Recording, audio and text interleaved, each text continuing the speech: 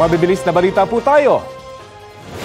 Patay ang isang driver matapos sumalpok ang sinasakyan niyang van sa isang oil tanker sa Abukay, Bataan. Ayon sa driver ng oil tanker, sinalubong umano siya ng van na nasa kabilang lane kaya niya yon nabangga. Pinilit naman daw niyang magpreno pero hindi na kinaya. Tulong-tulong ang mga rescuer para matanggal sa pagkakaipit ang driver ng van. Inaalam pa rin ng pulisya ang pagkakakilanlan ng nasawing driver.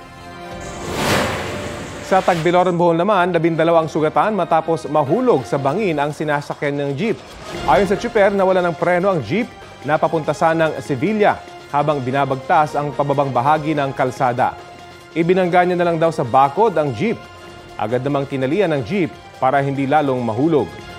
Dahil sa insidente, nagka-traffic sa lugar.